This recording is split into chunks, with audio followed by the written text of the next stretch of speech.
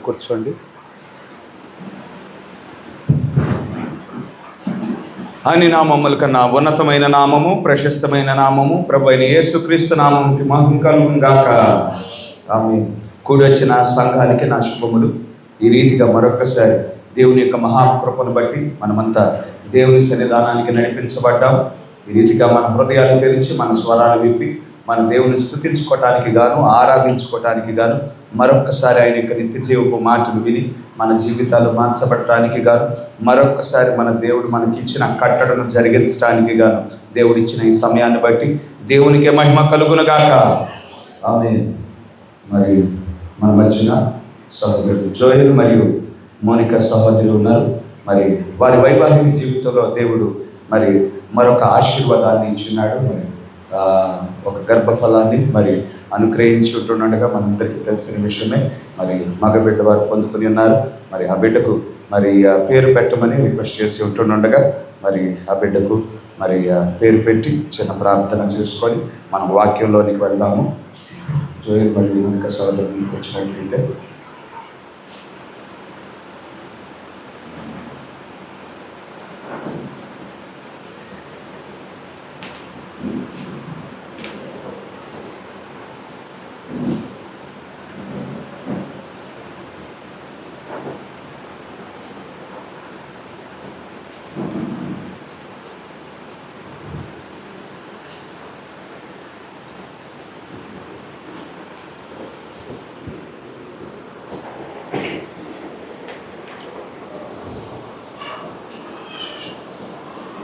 మరి ఈ చిన్న బిడ్డకి మరి ప్రభు అయిన యేసుక్రీస్తు నామంలో హానోక్ ఎలిస్ బ్రన్హామ్ అని నామకరణం చేస్తూ ఉన్నాము. మరి మనకి పరిశుద్ధ గ్రంథంలో మరి హానోకు ఒక ప్రశస్తమైన ప్రాముఖ్యమైన ఒక క్యారెక్టర్గా ఉన్నాడు. మరి ఆదాము మొదలుకొని 7వ వాడుగా హానోకు ఉన్నాడు. మరి ఆయన మొదటి 6 మాదిరిగా మరణాన్ని చూడలేదు, కానీ మరి మరణం చూడకుండా సమాధిలో పాతి పెట్టబడకుండా మరి సజీవుడిగా ఉంటుండగానే దేవుని యొద్దకు కొనుక్కోబడిన వ్యక్తిగా ఉన్నాడు. దేవుని యొద్ద కొనుక్కోబడటానికి మునుపు ఒక గొప్ప సాక్ష్యాన్ని పొందుకున్నాడు. ఏంటా సాక్ష్యం అంటే మరి హానోకు తన జీవితాన్ని దేవునికి సమర్పించుకునే వాడిగా ఉన్నాడు. తన జీవితాన్ని దేవునికి నాజీరు చేసుకునే వాడిగా ఉన్నాడు. మరి కొనుక్కోబడటానికి మునుపు దేవునితో నడిచినట్లు సాక్ష్యాన్ని పొందుకునే వాడిగా ఉన్నాడు.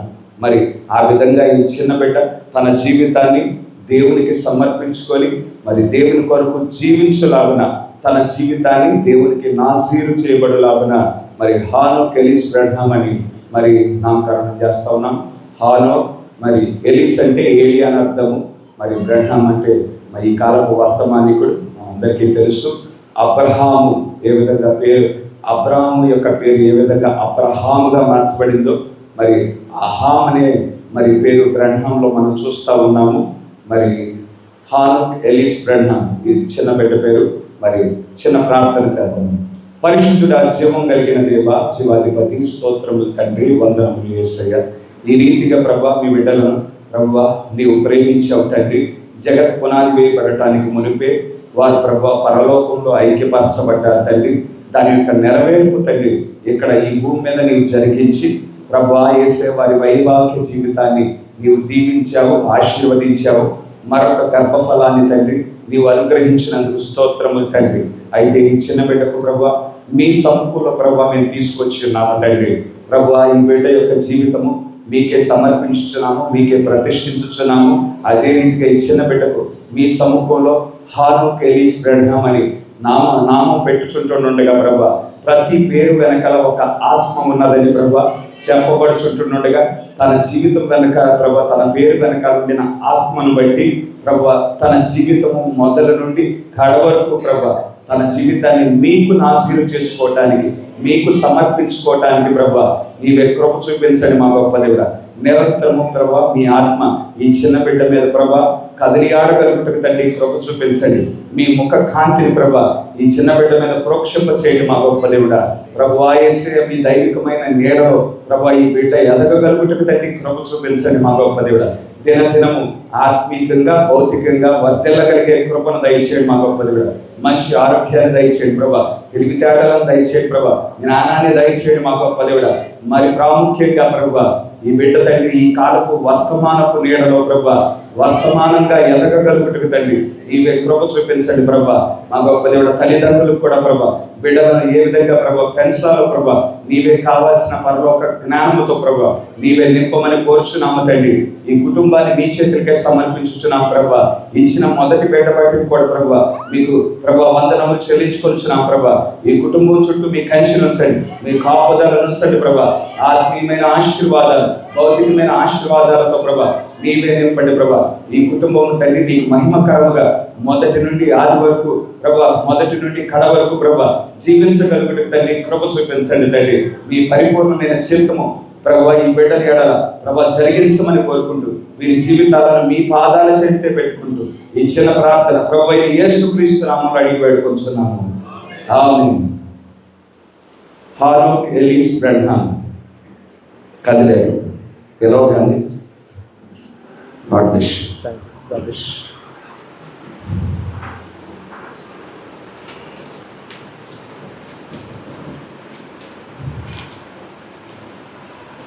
లేచి నిలబడినట్లయితే వాక్యాన్ని చదువుకొని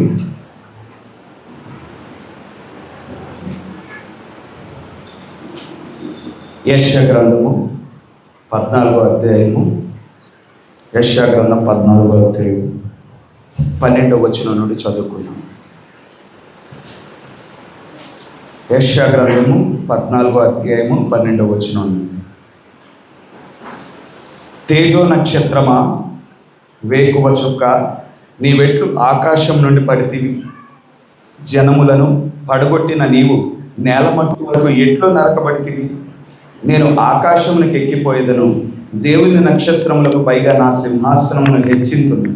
ఉత్తర దిక్కునున్న సభాపర్వతం మీద కూర్చొందును, మేఘమండలం లేదా మండలముల మీదకి ఎక్కుదును, మహోన్నతునితో నన్ను సమానునిగా చేసుకొందును అని నీవు మనస్సులో అనుకుంటివి కదా. నీవు పాతాళ లోకమునకు నరకములో ఒక మూలకు త్రోయబడితివే. నిన్ను చూచువారు నిన్ను నిదానించి చూచుచు ఇట్లు తలపోయిదురు, భూమిని కంపింపచేసి రాజ్యములను వణికించిన వాడు ఇతడేనా? లోకమును అడవిగా చేసి దాని పట్టణములను పాడు చేసిన వాడు ఇతడేనా? తాను చెరపట్టిన వారిని తమ నివాస స్థలమునకు పోనీయని వాడు ఇతడేనా?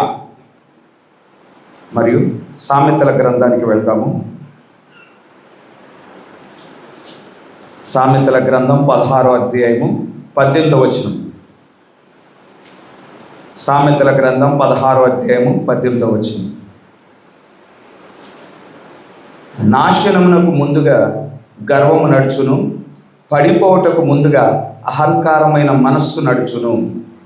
అదేవిధంగా సామెతలు 15:33.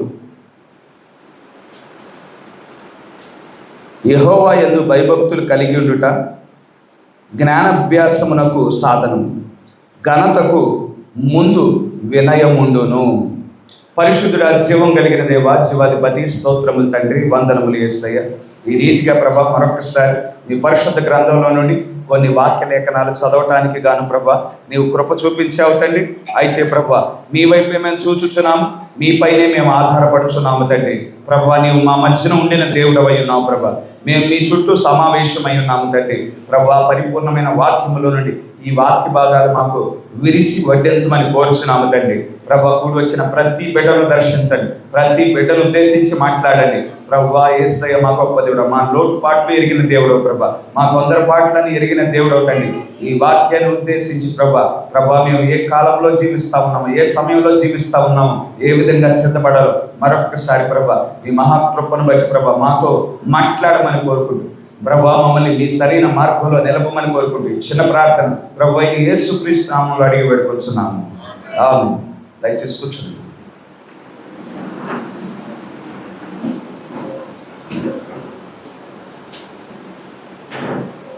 నాశనమునకు ముందుగా గర్వం నడుచును అనే అంశం మీద మనం కొన్ని సంగతులు ధ్యానించుకుందాము.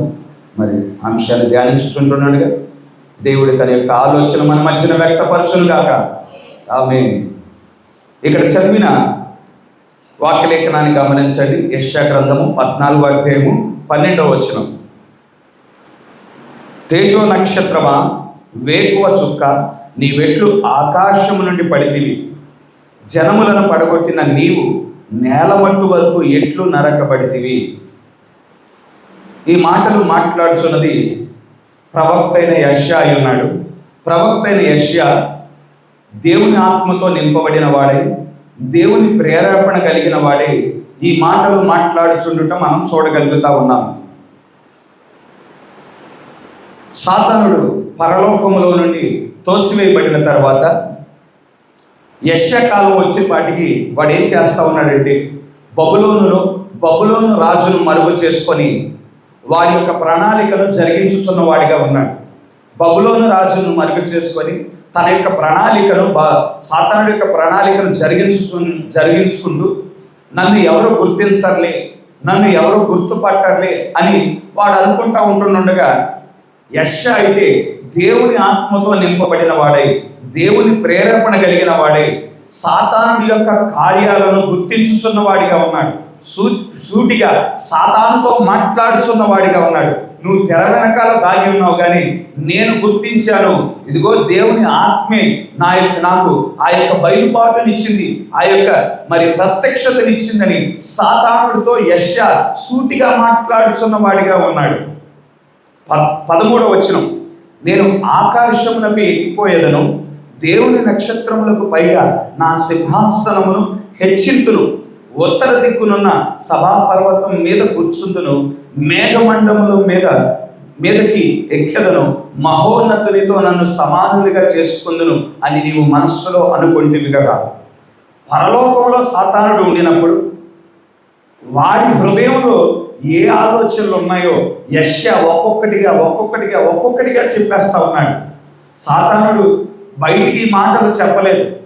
సాతానుడు తన హృదయంలో అనుకున్న సంగతులను యెషయా ఒక్కొక్కటిగా చెప్తా ఉన్నాడు. ఇదిగో నువ్వు పరలోకంలో ఉంటుండగా నేను ఆకాశానికి ఎక్కిపోయేదను, దేవుని నక్షత్రాలకు పైగా నా సింహాసనం హెచ్చించుకుంటానని నువ్వు ఆలోచన చేయలేదా? ఉత్తర దిక్కునున్న సభాపర్వతం యొద్ద నువ్వు కూర్చుంటానని నీ మనస్సులో నీవు అనుకొనలేదా?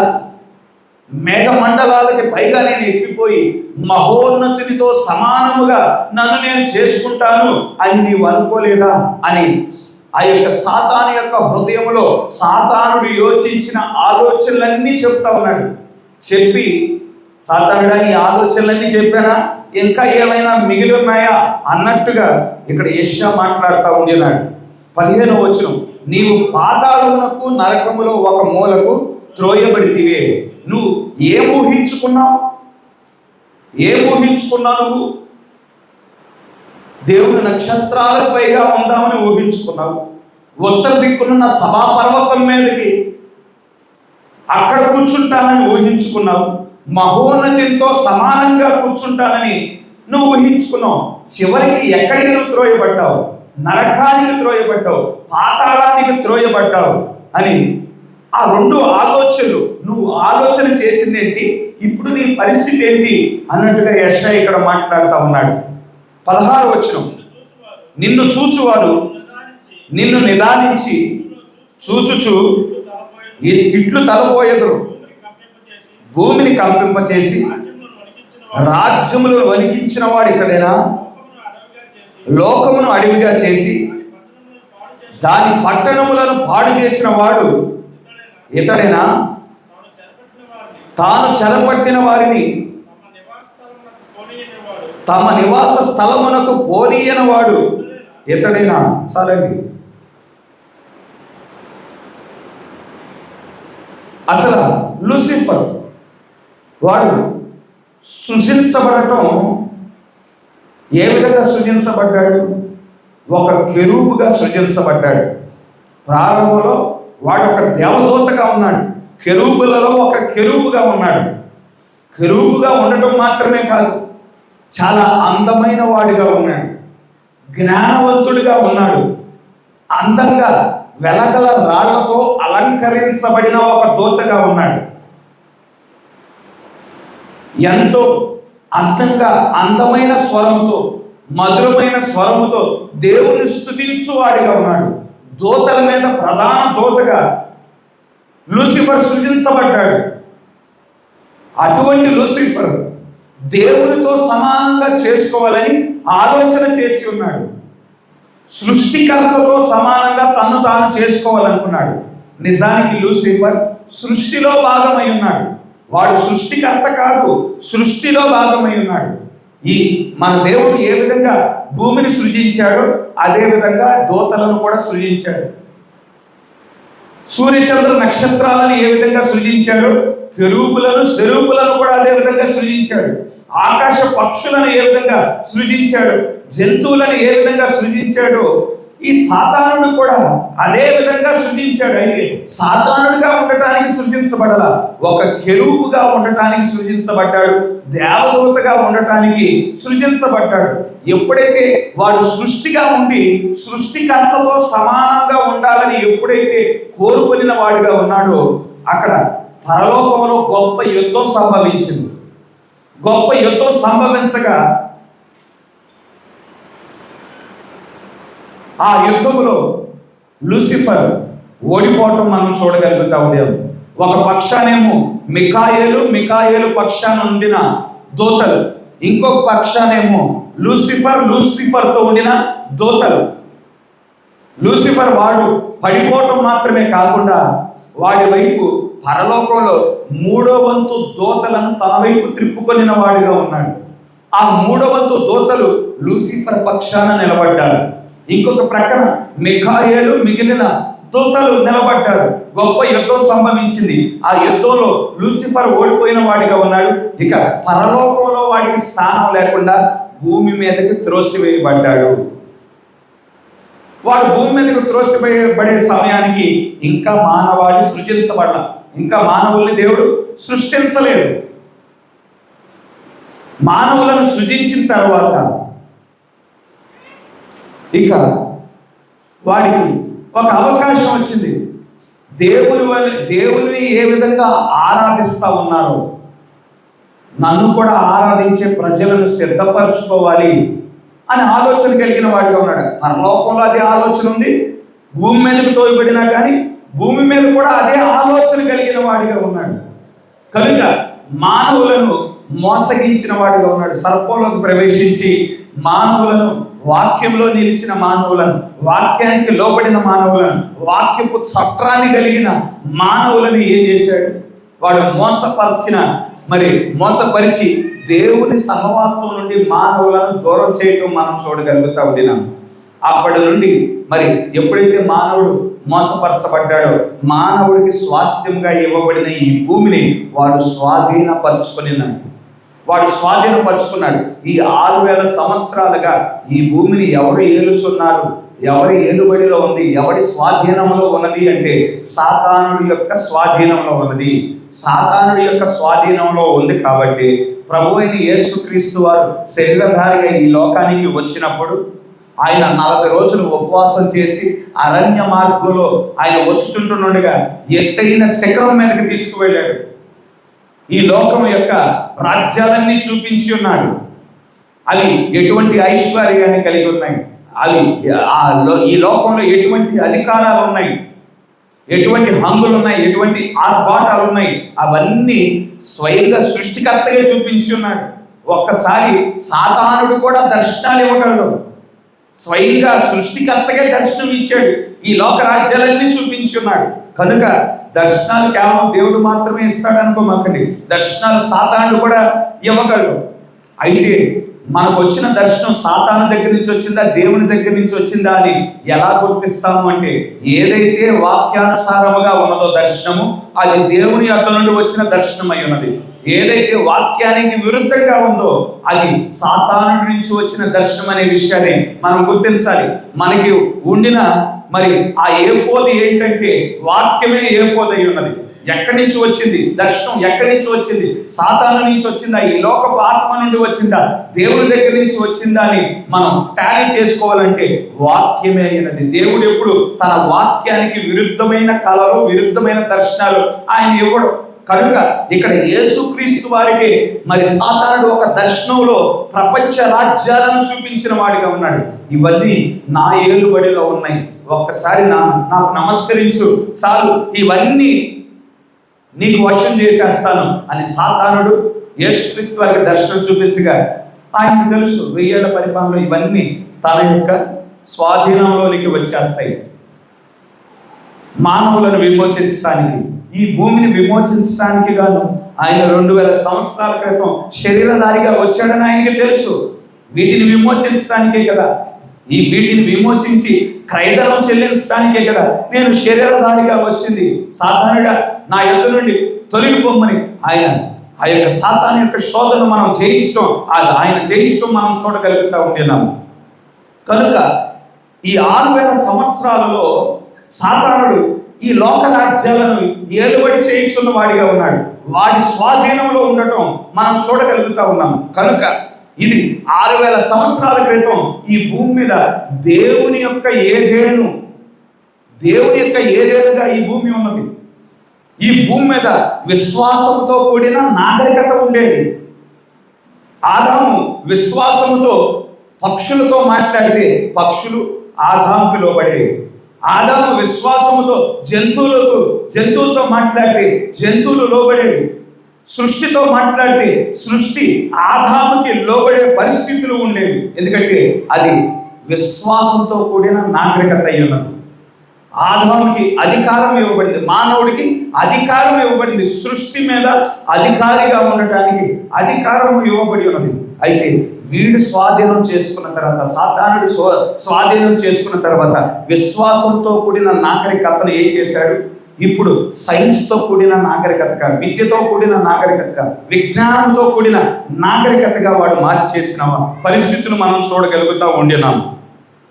ఆ నాగరికతలో జీవించాలంటే విశ్వాసం అవసరమై ఉన్నది. ఈ నాగరికతలో జీవించాలంటే చదువు అవసరమై ఉంది. చదువు లేకోకుండా, జ్ఞానము, లోకపరమైన జ్ఞానము లేకుండా ఈ నాగరికతలో మనం మనుగడ సాగించలేము. అటువంటి నాగరికతలో మనం జీవిస్తా ఉన్నాం. ఆ నాగరికతలో, విశ్వాసంతో కూడిన నాగరికతలో అవ్వాధాములకు భౌతికమైన వస్త్రాలు ఏమీ అవసరం లేకుండా ఉండేది. ఎందుకంటే వారి కనులకు పరిశుద్ధమైన పొర వారు కలిగిన వారిగా ఉండినారు. వారు దిగంబరులుగా ఉన్నారనే సంగతి వారికి తెలియని పరిస్థితిలో ఉన్నది. కానీ ఈ నాగరికతలో మరి పుట్టుకతోనే ప్రతి మానవుడు పాపపు స్వభావాన్ని కలిగి ఉన్నాడు కాబట్టి, పుట్టుకతోనే ప్రతి మానవుడు అబద్ధ స్వభావాన్ని కలిగి ఉన్నాడు కాబట్టి, ప్రతి మానవుడు దిగంబరత్వాన్ని కాపాడుకోవటం కోసము వస్త్రాలను ధరించవలసిన అవసరత ఉన్నది. కనుక ఈ భూమిని ఏం చేశాడు? విజ్ఞానంతో కూడిన నాగరికతగా మార్చేశాడు, విద్యతో కూడిన నాగరికతగా మార్చేశాడు. అంతేకాకుండా ఈ భూమిని కంపింపజేసిన వాడిగా ఉన్నాడు, రాజ్యాలను వణికించిన వాడిగా ఉన్నాడు, లోకమును అడవిగా చేసిన వాడిగా ఉన్నాడు, పట్టణములను పాడు చేసిన వాడిగా ఉన్నాడు. తాను చెరపట్టిన వారిని వారి యొక్క నివాస స్థలాలకు వెళ్ళనివ్వని వాడిగా ఉన్నాడు అని ఇక్కడ యెషయా చెప్తా ఉంటున్నాడు. అయితే ఈనాడు మనం ముగింపు కాలానికి వచ్చేసాము. ఈ ముగింపు కాలంలో ఇప్పుడు మన దేవుడే ఆయన బలిష్ఠుడుగా దిగి వచ్చి ఉన్నాడు. బలిష్ఠుడైన దూతగా ఆయన దిగి వచ్చాడు. దేనికోసం దిగి వచ్చాడు? ఆయన ఉత్తరవాదాన్ని ఆపు చేశాడు. గడిచిన 7 సంఘకాలాల్లో మన కోసం ఆయన మధ్యవర్తిత్వాన్ని జరిగించాడు. మన కోసం ఉత్తరవాదాన్ని జరిగించుచున్న వాడిగా ఉన్నాడు. ముగింపు కాలానికి వచ్చినప్పుడు మరి ఆ ఉత్తరవాదాన్ని ఆపు చేసి, ఆ మధ్యవర్తిత్వాన్ని ఆపు చేసి, తండ్రి సింహాసనం మీద నుండి ఆయన దిగి తండ్రి చేతిలో ఉండిన ఆ 7 ముద్రల గ్రంథాన్ని తీసుకున్నాడు. 7 ముద్రలను తెరిచిన వాడిగా ఉన్నాడు. ఆయన తెరవబడిన పుస్తకంతో ఇప్పుడు ఆయన భూమి మీదకి దిగి వచ్చాడు. ఒక పాదాన్ని సముద్రం మీద మోపాడు, ఒక పాదాన్ని భూమి మీద మోపిన వాడిగా ఉన్నాడు. ఆ తెరవబడిన పుస్తకాన్ని ఇప్పుడు మరి మన కోసం ఇస్తా ఉన్నాడు. ఆయన దేనికోసం వచ్చాడు? ఈ భూమి మీదకి దేనికోసం వచ్చాడు? 2000 సంవత్సరాల క్రితం ఎవరి కోసమైతే తన రక్తాన్ని కాల్చాడో, ఎవరి కోసమైతే తన ప్రాణాన్ని పెట్టి ఉన్నాడో వారందరినీ విమోచించడానికి గాను ఆయన దిగి వచ్చిన వాడిగా ఉన్నాడు. ఇక 2000 సంవత్సరాల క్రితం ఆయన ఎవరి కోసమైతే క్రయధనాన్ని చెల్లించున్నాడో వారందరినీ సమకూర్చి వారి దేహాలను మార్చి తనతో పాటు పరలోక రాజ్యంలోనికి తీసుకువెళ్ళటానికి గాను వారిని సిద్ధపరచడానికి ఒక కృపా వర్తమానం ఇవ్వబడి ఉన్నది. హల్లెలూయా. ఈ కృపా వర్తమానం అందరి కోసం కాదు, ఈ లోకం కోసం కాదు, కానీ ఎవరి పేర్లైతే గొర్రెపిల్ల జీవ గ్రంథంలో రాయబడ్డాయో వారికి మాత్రమే నియమించబడిన వర్తమానం అయి ఉన్నది. హల్లెలూయా. ఆ యొక్క వర్తమానం ద్వారా మరి మనం ఏం చేస్తా ఉన్నాం? ఈ వర్తమానం ద్వారా రూపాంతరపు శక్తిని పొందుకుంటా ఉన్నాం, రూపాంతరపు విశ్వాసాన్ని పొందుకుంటా ఉన్నాం.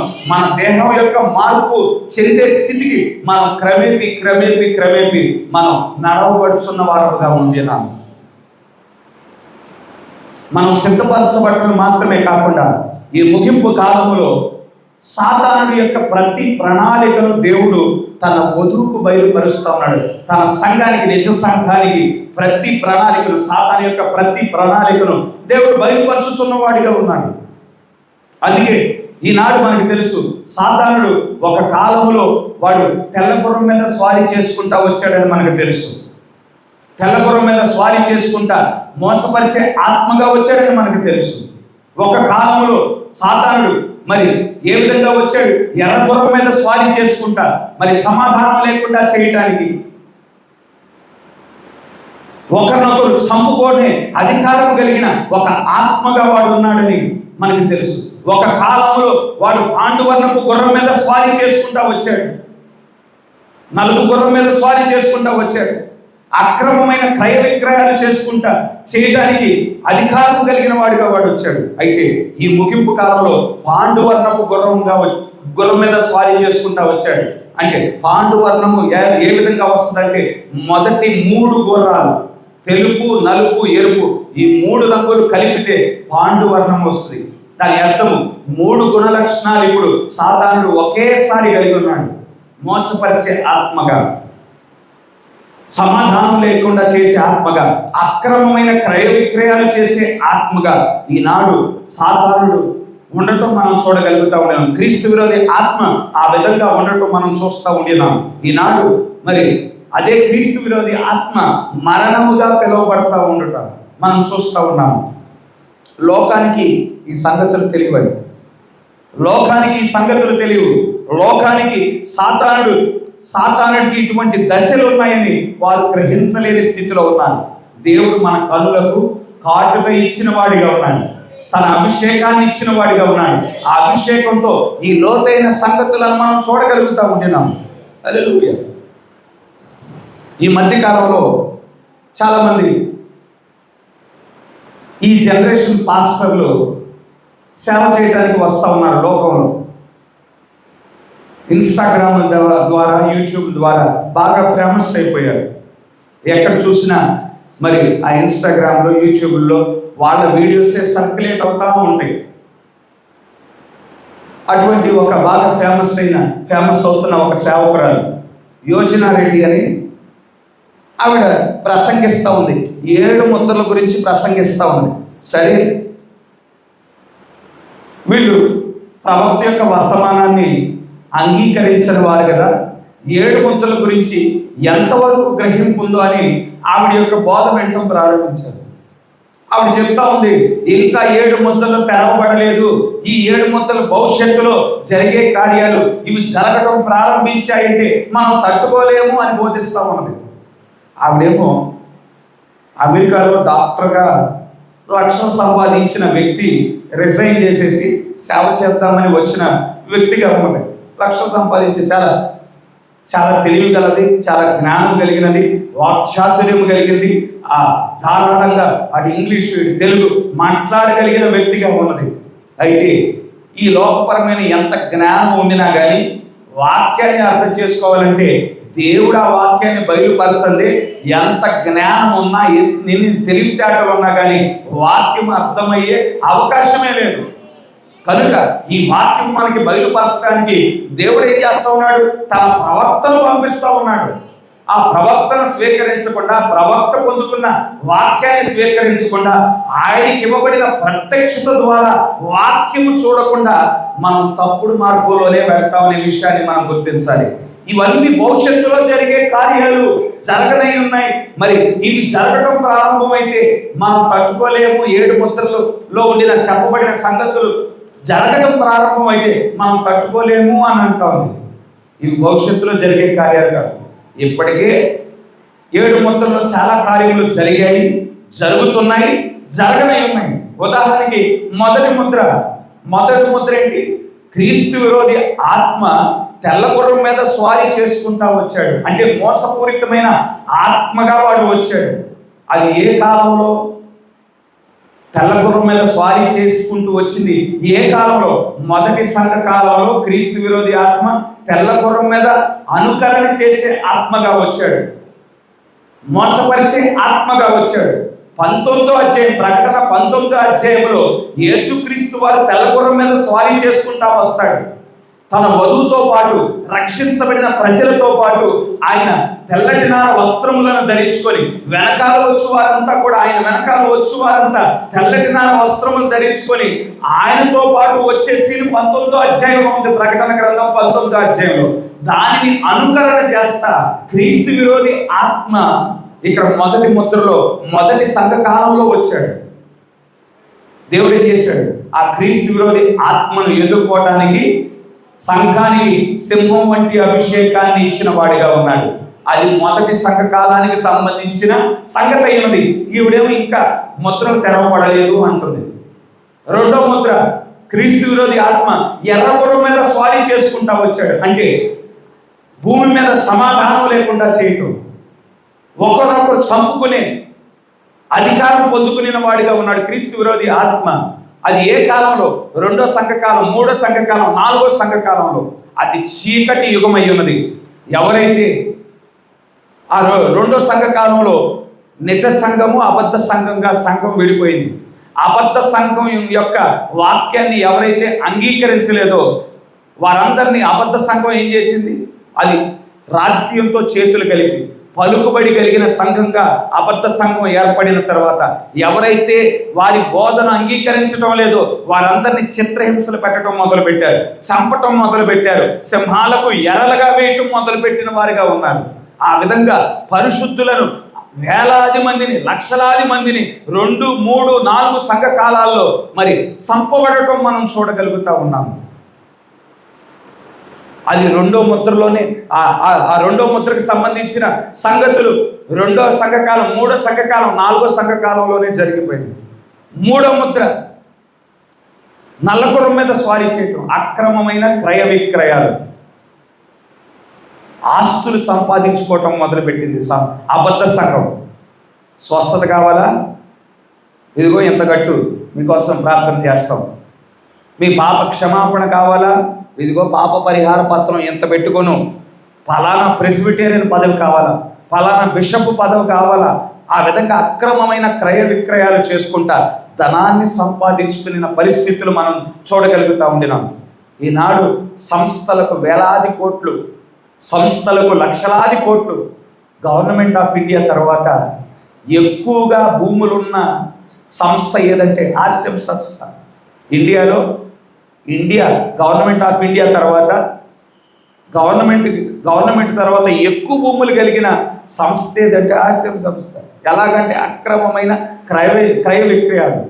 అటువంటి ఆత్మగా వచ్చినప్పుడు దేవుడు ఏం చేశాడు? సంఘాన్ని ఎదుర్కోవటానికి మనుష్య ముఖం వంటి అభిషేకాన్ని ఇచ్చున్నాడు. జ్ఞానముతో కూడిన అభిషేకం. 1500 సంవత్సరంలో ఈ జ్ఞానముతో కూడిన అభిషేకాన్ని దేవుడు సంఘానికి ఇచ్చాడు. ఎర్రగుర్రం మీద వాడు భూమి మీద సమాధానం లేకుండా చేయటానికి, ఒకరినొకరు చంపుకునే అధికారంతో సాతానుడు వచ్చినప్పుడు సంఘానికి ఎద్దు వంటి అభిషేకాన్ని ఇచ్చాడంటే భారాన్ని మోసే అభిషేకాన్ని ఇచ్చి ఉన్నాడు. నల్లగుర్రం మీద అక్రమమైన క్రయ విక్రయాలు చేసే ఆత్మగా క్రీస్తు విరోధి ఆత్మ వచ్చినప్పుడు సంఘానికి జ్ఞానముతో కూడిన ఆత్మనిచ్చినాడు. ఆ కాలంలోనే బైబిల్ స్థానిక భాషల్లో తర్జుమా చేయటం ప్రారంభమైంది. ఆ కాలంలోనే పేపర్ తయారీ ప్రారంభమైంది. ఆ కాలంలోనే ప్రింటింగ్ తయారైంది.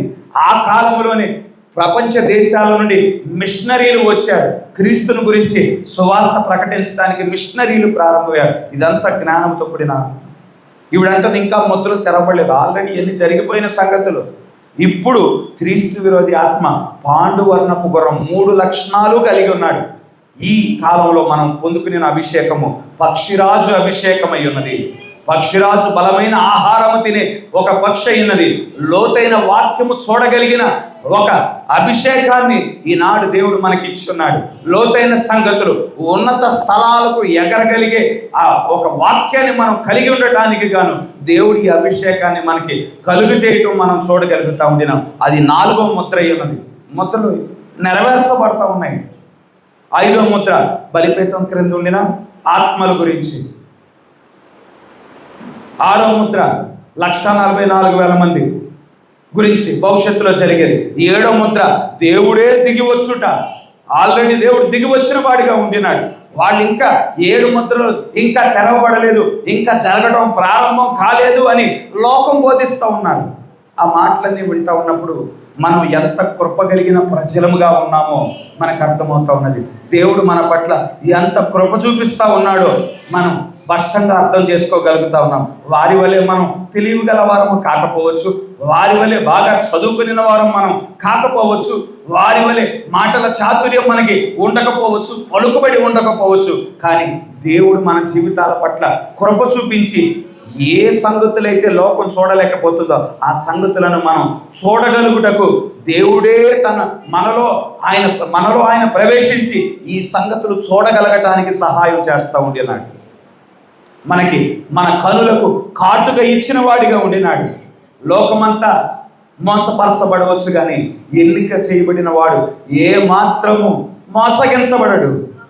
ఎందుకంటే తన బిడ్డలకు ఆయన తన స్వరాన్ని తన బిడ్డలకు తన స్వరాన్ని వినిపించువాడై ఉన్నాడు. తన కాటుకును వారి కనులకు పెట్టుకోవడానికి ఇచ్చువాడై ఉన్నాడు. లోతైన సంగతులు, మరుగుగా ఉండిన సంగతులు చూడగలగటానికి సహాయము చేయువాడై ఉన్నాడు. ఆయన మాట్లాడుచుంటుండగా తన గొర్రెలు కూడా ఆయన యొక్క స్వరాన్ని వినేవిగా ఉన్నాయి. సామెతల గ్రంథంలో కూడా ఒక మాట చదివాం. 16వ అధ్యాయం 18వ వచనంలో, నాశనమునకు ముందుగా గర్వము నడుచును, పడిపోవుటకు ముందుగా అహంకారమైన మనస్సు నడుచును. సాతానుడు పరలోకం నుండి పడద్రోయబడటానికి మునుపు గర్వం వచ్చింది సాతానుడికి. నేను జ్ఞానవంతుడనై ఉన్నాను, నేను అందమైన వాడనై ఉన్నాను, అందమైన రాళ్లతో నేను అలంకరించబడిన వాడనై ఉన్నాను, నేను దేవదూత వాడి అందరి మీద నేను ప్రధానమైన వాడిగా నేను నియమించబడిన వాడనై ఉన్నాను అని అహంకారం ప్రారంభమైంది. ఎప్పుడైతే గర్వం ప్రారంభమైందో, అహంకారపూర్వకమైన ఆలోచనలు ప్రారంభమయ్యాయో వాడి యొక్క నాశనం ప్రారంభమైంది. నాశనానికి మునుపు, పరలోకాన్ని నుండి తోయబడటానికి మునుపు వాడిలో గర్వపు ఆలోచనలు ప్రారంభమయ్యాయి. నేను కూడా సృష్టికర్తతో సమానమైన వాడగా నేను చేసుకోవాలి, సృష్టికర్త మాదిరిగా నేను ఆరాధించబడాలి, దేవుని నక్షత్రాలకు పైగా నేను కూర్చోవాలి. దేవుడు మాత్రమే కూర్చోవటం కాదు, దేవుని నక్షత్రాలంటే మనమే దేవుని నక్షత్రాలమై ఉన్నాం. మన పైన వాడు కూర్చోవాలని మనం ఇంకా సృష్టించబడటానికి మునిపే వాడు ఆలోచన చేసిన వాడిగా ఉన్నాడు. దేవుని వలె ఆరాధించబడాలని, తన ప్రజల ద్వారా నేను ఆరాధించబడాలి అని మనం ఇంకా సృష్టించబడ్డ ఈ లోకానికి రావటానికి మునిపే వాడు యోచన చేసిన వాడిగా ఉన్నాడు. ఎప్పుడైతే గర్వంతో కూడిన ఆలోచనలు వాడిలో ప్రారంభమయ్యాయో, అహంకారంతో కూడిన ఆలోచనలు ప్రారంభమయ్యాయో వాడి యొక్క నాశనం ప్రారంభం అవుతా ఉన్నది. సాతానుడికి గర్వంతో కూడిన ఆలోచనలు, అహంకారపూరితమైన ఆలోచనలు కలిగినప్పుడు వాడి యొక్క పతనం ప్రారంభమైన ఎడల అదే సూత్రము మానవుడికి కూడా వర్తించును. దేవుడు తన కృప కలిగిన వాక్యాన్ని ఇచ్చుచుంటుండగా, తన హెచ్చరికతో కూడిన వాక్యాన్ని ఇచ్చుచుంటుండగా, తీర్పు నుండి తప్పించే వాక్యం ఇవ్వబడుచుంటుండగా, ఉగ్రత నుండి తప్పించబడే వాక్యము ఇవ్వబడుచుంటుండగా, ఈనాడు లోకం ఏ విధంగా ప్రవర్తిస్తూ ఉన్నది? అహంకారంతో ప్రవర్తిస్తూ ఉన్నది. పేరు లేని సంఘం, ఊరు లేని సంఘం, ఏళ్ళ మాటలే ఇంట్లే వినేది. ప్రవక్త మీద ఆ అగ్నిస్తంభం గురించి ఈయన రాజమండ్రి జాన్ వెస్లీ ఎంత వ్యంగ్యంగా మాట్లాడాడు. నేను కూడా 4 లైట్లు పెట్టుకుంటే నాకు కూడా ఫోటోలో అలాగే కనిపిస్తుంది. ప్రవక్త పై నుండి నా అగ్నిస్తంభము అది లైట్ల ద్వారా వచ్చిన అగ్నిస్తంభం కాదు, అది సహజమైన వెలుగా, సహజాతీతమైన వెలుగా అని ఆ ఫోటో పరీక్షించబడి మరి FBI వాళ్ళు ఏం చేస్తారంటే, ఏదైనా వారి దగ్గరికి ఎవిడెన్స్ వచ్చినప్పుడు పరీక్షించడానికి ఒక ఏజెన్సీ ఉంటుంది. అమెరికా దేశంలో FBI, federal bureau of investigation, ఒక దర్యాప్తు సంస్థ ఉన్నది. వారి దగ్గరకు వచ్చిన ఎవిడెన్సులు పరీక్షించడానికి ఒక డిపార్ట్మెంట్ ఉంటుంది. కనుక ప్రవక్త యొక్క ఫోటో ఆ డిపార్ట్మెంట్ దగ్గరికి పంపించబడింది. ఇదిగో ఈ వ్యక్తి తల మీద ఈ యొక్క వెలుగు కనిపిస్తూ ఉన్నది. ఈ ఫోటో ఈ ఫోటోలో ఉండిన వెలుగు లైట్ల వల్ల వచ్చిన వెలుగా, లేదంటే సహజాతీతమైన వెలుగా అని ఆ రోజుల్లోనే పరీక్షించబడి ఆయన ఏమని, ఆ అధికారి, దర్యాప్తు చేసిన అధికారి ఏమని రాసి సంతకం పెట్టాడు అంటే, ఇది లైట్ల వల్ల వచ్చిన వెలుగు కాదు, లేదంటే బల్బుల వల్ల వచ్చిన వెలుగు కాదు, కానీ ఇది సహజాతీతమైన వెలుగై ఉన్నదని రాసి సంతకం పెట్టాడు. అందుకే ఈనాడు వైట్ హౌస్లో ఈ కాలపు వర్తమానికుడి ఫోటో ఉంటుంది. వైట్ హౌస్ ప్రెసిడెంట్ ఉండే వైట్ హౌస్లో ఈ కాలపు వర్తమానికుడి ఫోటో ఊరికే పెట్టారనుకుంటున్నారా? అది పరీక్షించబడిన, శోధించబడిన ఒక ఫోటో అయి ఉన్నది. అది సహజాతీతమైన వెలుగై ఉన్నదని రుజువుపరిచి దానిని గురించి వ్యంగ్యంగా మాట్లాడుతూ ఉన్నారు. ఎందుకంటే అహంకారపూరితమైన ఆలోచనలు, గర్వంతో కూడిన ఆలోచనలు, వారు భౌతికంగా సమృద్ధి కలిగేపాటికి అహంకారం పెరిగిపోయింది. మరి ఆ పరిస్థితులు మనం చూస్తూ ఉన్నాం. నాశనానికి ముందు ఈ గర్వం రావటం, నాశనానికి ముందు అహంకారపూరితమైన ఆలోచనలు రావటం మనం చూడగలుగుతూ ఉండినాం. అదేవిధంగా 15:33 కూడా మనం చదివాము. యెహోవా యందు భయభక్తులు కలిగి ఉండుట జ్ఞానాభ్యాసమునకు సాధనం, ఘనతకు ముందు వినయముండును. ఘనతకు ముందు వినయముండును. ఈనాడు మనం దేవుని వాక్యము కలిగిన ప్రజలమై ఉన్నాము. దేవుని జ్ఞానము కలిగిన ప్రజలమై ఉన్నాం. దేవుని యొక్క జ్ఞానం పొందుకుంటా అంటే ఏంటి అర్థం? దేవుని జ్ఞానము, క్రీస్తే దేవుని యొక్క జ్ఞానమై ఉన్నాడు. ఆ క్రీస్తును మనం కలిగి ఉండిన మనకి వాక్యం ఏమి నేర్పిస్తూ ఉన్నది? అహంకారాన్ని నేర్పిస్తూ ఉన్నదా? గర్వాన్ని మనకి నేర్పిస్తూ ఉన్నదా? దేవుని యొక్క వాక్యము మనకి తగ్గింపు స్వభావాన్ని నేర్పిస్తూ ఉన్నది. దేవుని యొక్క వాక్యము మరి సహనాన్ని నేర్పిస్తూ ఉన్నది. దేవుని యొక్క వాక్యము ఆశా నిగ్రహాన్ని మనకి నేర్పిస్తూ ఉన్నది. పైకి వెళ్ళే మార్గము, ప్రవక్త పైకి వెళ్ళే మార్గం ఏమిటని చెప్పాడు? పైకి వెళ్ళే మార్గం కిందకి తగ్గించుకొనుటై ఉన్నది. అందుకే వాక్యములో రాయబడి ఉన్నది, తనను తాను హెచ్చించుకొనిన వాడు తగ్గించబడును, తనను తాను తగ్గించుకొనిన వాడు హెచ్చించబడును అని రాయబడటం మనం చూడగలుగుతూ ఉంటున్నాము. ఈనాడు దేవుని వాక్యము కలిగిన వారిని వారు తగ్గించుకొని వారై ఉంటారు. వారిని సహనంతో ప్రవర్తించు వారై ఉన్నారు. ఆశా నిగ్రహాన్ని వారి జీవితంలో వ్యక్తపరచు వారై ఉన్నారు. దీర్ఘశాంతాన్ని చూపించు వారై ఉన్నారు. దయాళత్వాన్ని చూపించు వారై ఉన్నారు. అటువంటి వారిని దేవుడు సాత్వికులని పిలుస్తూ ఉన్నాడు. సాత్వికులు ధన్యులు, వారు భూలోకాన్ని స్వతంత్రించుకుందరు. గర్విష్ఠులు భూలోకాన్ని స్వతంత్రించుకోరు. అహంకారపూరితమైన మనస్సు కలిగిన వారు భూలోకాన్ని స్వతంత్రించుకోరు, కానీ సాత్వికులు భూలోకాన్ని స్వతంత్రించుకుంటారు. ఈనాడు గర్వం కలిగిన ప్రజలముగా ఉన్నామా, లేదంటే తగ్గింపు స్వభావాన్ని కలిగిన వారముగా ఉన్నామా? మనలో మనం వివేచించుకోవాల్సిన అవసరత ఉన్నది. కనుక ఈనాడు మనం ప్రాముఖ్యమైన గడియలోనికి మనం ఈనాడు వచ్చి ఉన్నాం. మన దేవుడు 1963లో ఆయన బలిష్ఠుడిగా దిగి వచ్చాడు. అదృశ్యుడైన దేవుడిగా ఆయన దిగి వచ్చాడు. అయితే ఇప్పుడు మనం ఏ గడియకి వచ్చి ఉన్నామంటే, ఏ దేవుడైతే అదృశ్యుడైన దేవుడిగా ఆయన దిగి వచ్చాడో ఆయనే ఇప్పుడు ఏ శరీరంలో అయితే ఆయన కొట్టబడ్డాడో ఆ శరీరంలో మధ్యాకాశంలో ప్రత్యక్షమయ్యే గడియకు మనం వచ్చి ఉన్నాం. హల్లెలూయా. ఆ గడియ వచ్చుచుంటుండగా మన ప్రాణాన్ని మనం కాపాడుకోవాల్సిన అవసరం ఉన్నది. మనం నశించే గుంపులో మనం ఉండకూడదు, కానీ మన ప్రాణం రక్షించబడటానికి మనం ప్రయాసపడవలసిన వారమై ఉన్నాం. మొదటి నుండి రెండు గుంపులు ఉన్నాయండి. మొదటి నుండి రెండు గుంపులు. పరలోకంలో రెండు గుంపులు. ఒకటి లూసిఫర్ గుంపు, ఇంకొకటి మిఖాయేలు గుంపు. భూమి మీదకు వచ్చిన తర్వాత దేవుని కుమారులు, నరుల కుమారులు, నిజ ద్రాక్షవల్లి, అబద్ధ ద్రాక్షవల్లి, నిజ సంఘము, అబద్ధ సంఘము, గోధుమలు, గురుగులు, మంచి విత్తనాలు నాటు యజమానుడు, చెడ్డ విత్తనాలు నాటు శత్రువు. రెండు గుంపులు. గోధుమ పన్నాలు కట్టలుగా కట్టబడటం, గురుగుల పన్నాలు కట్టలుగా కట్టబడటం. రెండు గుంపులు.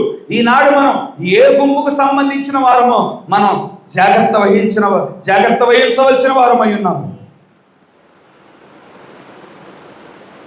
సాతానుడు ఏం చేస్తూ ఉన్నాడంటే, వాడి గుంపులో ప్రజలను ఉంచటానికి బైబిల్ మీద దాడి చేస్తానే ఉన్నాడు. వాడు బైబిల్ మీద దాడి చేయడానికి ఏం చేస్తాడంటే,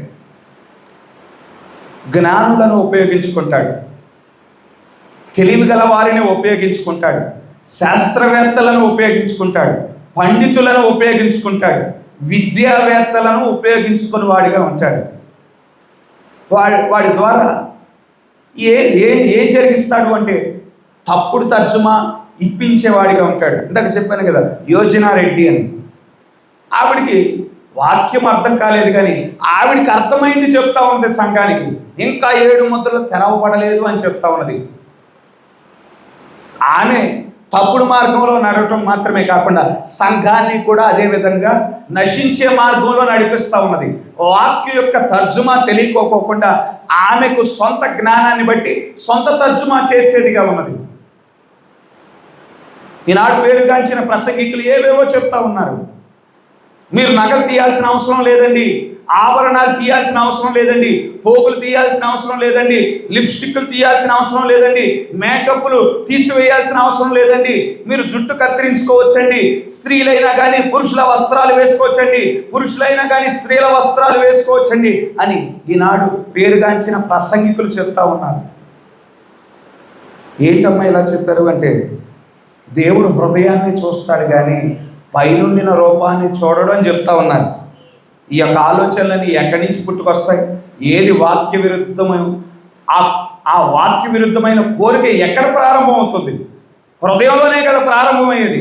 హృదయంలో ప్రారంభమైన కోరికను బట్టే కదా బయట నువ్వు అలంకరణలో, బయట నువ్వు మేకప్లు వేసుకునేది, బయట ఈ జుట్టు కత్తిరించుకోవటాలు, చిన్న చిన్న బట్టలు, ఆ యొక్క ఒళ్ళు కనిపించేలాగా బట్టలు ఇవన్నీ వేసుకోవటం, ఆ యొక్క ఆశ ఎక్కడి నుంచి పుడతా ఉన్నది?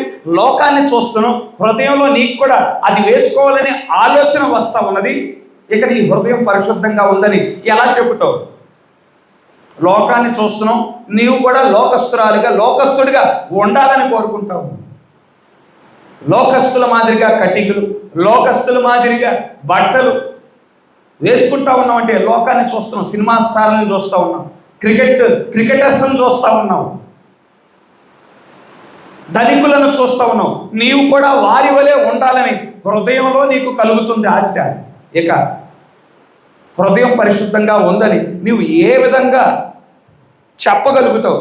వీళ్ళంతా బోధకులు ఏం చేస్తూ ఉన్నారంటే ప్రజలను తప్పుదోవ పట్టిస్తూ ఉన్నారు. మొన్నటికి మొన్న రాజ్ ప్రకాష్ పౌల్, ఆయనతో పాటు ఓ సింగర్ ఉంటాడు, బాగా ఫేమస్. ఆయన స్టేజ్ మీద ఒకే ఒక సింగర్ని అనుమతిస్తాడు. ఆ సింగర్కి పెళ్లి చేశాడు, దగ్గరుండి తాళి కట్టించాడు. తాళి అది హిందూ సాంప్రదాయం కదా, శివుడు పార్వతికి ప్రతిరూపం కదా. నువ్వు పాస్టర్ అని చెప్పుకుంటావు, తాళి కొట్టు కట్టించావు. అది ఏ విధంగా దేవుడు మెచ్చుతాడు? ఫేమస్ విజయప్రసాద్ రెడ్డి అని ఒక ఫేమస్ ప్రసంగికుడు ఉన్నాడు. కొంతమంది వస్తారు, తాలిబొట్టు కట్టడం కూడా తప్పంటారు, భక్తికి దీనికి అసలు సంబంధం లేదంటా ఉన్నాడు. భక్తికి దీనికి సంబంధం లేకుండా ఎలా ఉంటుంది? భక్తి దేవుని యందు భయభక్తులు కలిగి ఉండడం అంటే లోకం నుండి పూర్తిగా వేరుపడి దేవునికి నీ జీవితాన్ని సమర్పించుకోవటమే, దేవుని మీద ఆధారపడటమే కదా భక్తి అయి ఉన్నది. నువ్వు నీ మెళ్ళ విగ్రహారాధన చేస్తా, శివుడికి పార్వతికి సంబంధించిన ఆ తాలిబొట్టు వేసుకుంటా, మంగళసూత్రం వేసుకుంటా స్తోత్రం స్తోత్రం అని ఎన్ని గంటలు అన్నా కానీ దేవుడు సమాధానం ఇస్తాడు. వీళ్ళంతా ఏం చేస్తూ ఉన్నారంటే ప్రజలను నేరుగా పాతాళానికి నడిపిస్తూ ఉన్నారు, ప్రజలను నేరుగా అగ్నిగుండంలోనికి నడిపిస్తూ ఉన్నారు. సాతానుడు వీరందరినీ ఉపయోగించుకుంటా ఉన్నాడు. వీరందరి మీద సాతాను యొక్క అభిషేకం పనిచేస్తూ ఉన్నది. ఎందుకంటే కఠినంగా వాక్యం చెప్తే సంఘం ఉండదు, కఠినంగా వాక్యం చెప్తే దశంభాగాలు తగ్గిపోతాయి, కఠినంగా వాక్యం చెప్తే మరి ఈ మాటలను బట్టి నొచ్చుకునే వారు వెళ్ళిపోతారు. మరి దేవుడికే సమాధానం చెప్తాం. కనుక సాతానుడు ఏం చేస్తూ ఉన్నాడు? ఈ యొక్క పేరుగాంచిన ప్రసంగికులను ఉపయోగించుకుంటా ఉన్నాడు, తప్పుడు తర్జుమా ఇచ్చువాడిగా ఉన్నాడు. సాతానుడు పేరుగాంచిన ప్రసంగికులను ఉపయోగించుకుంటా ఉన్నాడు. ఇదిగో ఈ వాక్యం ఈ కాలానికి సంబంధించింది కాదులే. మనం వెళ్ళి ఈ వర్తమానం గురించి, ఇదిగో యెహోవా నియమించిన భయంకరమైన మహాదినం రావటానికి మునుపు నా దాసుడైన ఏలియాను పంపిస్తాను, అతడు వచ్చి పిల్లల హృదయాన్ని తండ్రుల తట్టు త్రిప్పునని వాక్యం రాయబడి ఉంది కదా అని మనం చెప్తే ఇది ఈ కాలానికి సంబంధించింది కాదులే. ఈ కాలంలో దేవుడు ప్రవక్తలు ఎందుకు పంపిస్తాడు? పంపించలేడా దేవుడు? ఈ కాలానికి సంబంధించింది కాదులే అని ప్రజలను తప్పుదోవ పట్టించడం మనం చూడగలుగుతా ఉన్నాం. ఆ విధంగా సాతానుడు ఏం చేస్తున్నాడు? ఈ బైబిల్ మీద దాడి చేస్తూ ఉండినాడు. ప్రజలు వారు మోసపరచబడ్డారని తెలియని స్థితిలో ఉన్నారు. ఏది వాక్యమో అది వాక్యం కాదని అనుకుంటా ఉన్నారు, ఏది వాక్యము కాదో దానిని వాక్యమని వారు భావించే స్థితికి సాతానుడు ప్రజలను తీసుకురావటం మనం చూడగలుగుతా ఉండినాము. కనుక భూమి ఆకాశములు గతించిపోనేమో కానీ దేవుని యొక్క వాక్యము నెరవేరక మానదు. దేవుడు వాక్యములో ఒకటి చెప్పి ఉంటుండగా అది ఏ మాత్రము నెరవేరకుండా ఏ శక్తి ఆపలేదు. దేవుడు జరగటానికి మునిపే ముందుగానే జరగనయ్యున్న సంగతులు పరిశుద్ధ గ్రంథంలో రాయించిన దేవుడై ఉన్నాడు. ఉదాహరణకి ప్రకటన గ్రంథంలో రాయబడిన సంగతులు 1900 సంవత్సరాల క్రితమే రాయబడ్డాయి. పరిశుద్ధ గ్రంథంలో రాయబడిన సంగతులు 1000 సంవత్సరాల క్రితమే రాయబడ్డాయి. అంత్య దినములలో అపాయకరమైన సమయములు వచ్చును. ప్రజలు గర్వాంధులుగా ఉంటారు, బెంకములాడేవారిగా ఉంటారు, ధనాపేక్ష కలిగిన వారుగా ఉంటారు, కృతజ్ఞత లేని వారుగా ఉంటారు, తల్లిదండ్రులకు అవిధేయులుగా ఉంటారు, దోషులుగా ఉంటారు, మూర్ఖులుగా ఉంటారు, గర్వాంధులుగా ఉంటారు. పైకి భక్తి గల వారి వలె కనిపిస్తారు, దేవుని యొక్క శక్తిని ఆశ్రయించరు, దేవుని కంటే సుఖానుభవం ఎక్కువగా ప్రేమించు వారిగా ఉంటారు. ముందుగానే చెప్పబడి ఉన్నది. ఈనాడు అటువంటి ప్రజలని మనం చూస్తూ ఉన్నాము. పైకి భక్తి గల వారి వలె ఉంటారు, కానీ దేవుని శక్తిని ఆశ్రయించని వారిగానే ఈరోజు ఉన్నారు. ఈనాడు సొదొమ పరిస్థితులు ఏ విధంగా ఉన్నాయో అదే పరిస్థితులు ఈనాడు మన మధ్యన ఉన్నాయి. ఆనాడు నోహు దినముల్లో ఎటువంటి పరిస్థితులు ఉన్నాయో అదే పరిస్థితులు ఈనాడు ఉండటం మనం చూడగలుగుతూ ఉండినాం. ఈనాడు సంస్థలన్నీ ఒకటిగా నడిపించబడతా ఉన్నాయి, సంస్థలన్నీ ఒక తాటి మీదకి తీసుకురాబడతా ఉన్నాయి. వారంతా సంస్థలన్నీ అన్ని కలిపి క్యాథలిక్ సంస్థ క్రిందకి వెళ్ళనై ఉన్నాయి. ప్రపంచమంతా మోసగించబడుతుంది, కానీ గమనించండి, ఎన్నిక చేయబడిన వారు మాత్రం మోసగించబడరు. ఎందుకంటే ఈనాడు ఎన్నిక చేయబడిన వాడు మోసగించబడకుండా దేవుడు ముందుగానే వాక్యపు ప్రత్యక్షతనిచ్చిన వాడిగా ఉన్నాడు. హల్లెలూయా. ఈ లోకమేమో లోకపరమైన జ్ఞానముతో నింపబడి నింపబడి నింపబడి మరింత తెలివైన వారిగా అయిపోతూ ఉన్నారు. తెలివైన వారిగా అయిపోతున్నప్పటికీ బలహీనమైన తరంగా వారు మార్చబడతా ఉన్నారు. ఆరోగ్యాలు లేవు.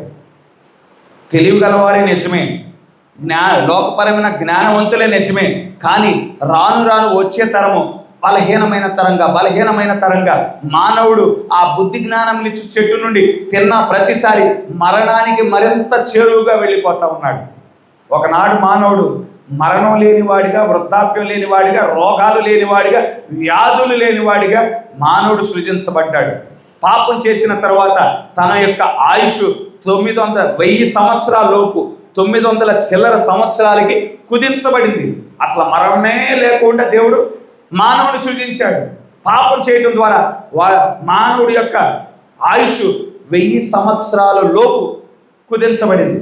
తర్వాత మానవుడు ఏం చేశాడు? నరుల కుమార్తెలు చక్కనవారని తెలిసి వారి వాక్యాన్ని వారు కాపాడుకోకుండా, వాడి యొక్క భక్తిని వాడు కాపాడుకోకుండా, నరుల కుమార్తెలు అందమైన వారు, చక్కనైన వారని చెప్పి విశ్వాసి వెళ్ళి అవిశ్వాసిని వివాహం చేసుకోవటం వల్ల దేవునికి కోపం వచ్చింది. దేవుడు ఏం చేశాడు?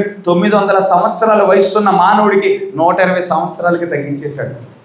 ఒక విశ్వాసి అవిశ్వాసిని వివాహం చేసుకుంటే దేవునికి ఎంత కోపం వచ్చిందో గమనించండి. దేవుని కుమారులు వెళ్ళి నరుల కుమార్తెలను వివాహం చేసుకోవటం వల్ల నరుడి యొక్క వయస్సు 120కి పడిపోయింది. ఆయనకు కోపం వచ్చి, అది ఆదికాండం 6వ అధ్యాయంలో ఆ యొక్క సంగతులు మీరు చూడగలరు. ఇంటికి వెళ్ళిన తర్వాత చూడండి. కనుక ఈనాడు ఆ 120 సంవత్సరాల నుండి 100 సంవత్సరాలకు పడిపోయింది, 100 సంవత్సరాల నుండి 80 సంవత్సరాలకు పడిపోయింది. ఇప్పుడు అది కూడా కష్టమవుతున్న పరిస్థితులు. తరము బలహీనమైపోతా ఉన్నది, జ్ఞానం పెరిగిపోతా ఉన్నది. జ్ఞానముతో వారు జీవించే వారిగా ఉన్నారు. కానీ ఈనాడు దేవుని కుమారులు, దేవుని కుమార్తెలు పరలోక జ్ఞానం వారికి ఇవ్వబడి ఉన్నది. లోక జ్ఞానం కాదు, కానీ పరలోక జ్ఞానం మనకి అనుగ్రహించబడటం ద్వారా సాతాను యొక్క మోసంలో మనం చిక్కుకోకుండా మనం తప్పించబడిన వారముగా ఉండినాం. హల్లెలూయా. జరగనైన కార్యములు దేవుడు ముందుగానే చెప్పి ఉన్నాడు.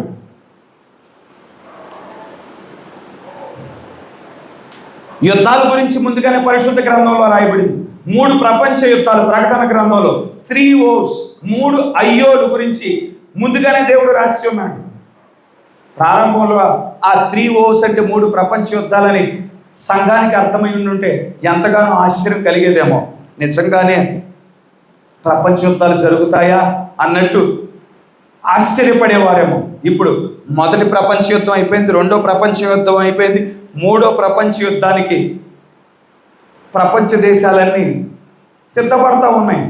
ఏ 2 దేశాల మధ్య చూసినా కానీ యుద్ధ వాతావరణమే. ఇజ్రాయేల్ అమెరికా దేశం కలిపి ఇరాన్ మీద దాడి చేశారు.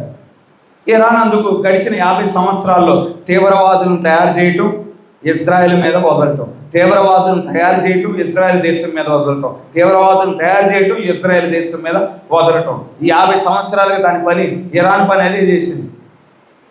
కనుక ఇజ్రాయెల్ దేశం అమెరికా దేశం సహాయం తీసుకొని ఆ దేశం మొత్తం నాశనం చేసే ప్రక్రియలో ఉన్నారు. ఇంకొక ప్రక్కన మనకి పాకిస్తాన్కి యుద్ధ వాతావరణం, మనకి చైనాకి యుద్ధ వాతావరణం, రష్యా యుక్రెయిన్కి యుద్ధ వాతావరణం ఉండిన పరిస్థితులు మనం చూడగలుగుతూ ఉండినాం. ఈ యుద్ధాల గురించి పరిశుద్ధ గ్రంథంలో రాయబడి ఉంటుండగా వీటి మీద ఈ లోకస్తులు ఏం చేశారు? సినిమాలు కూడా తీశారు.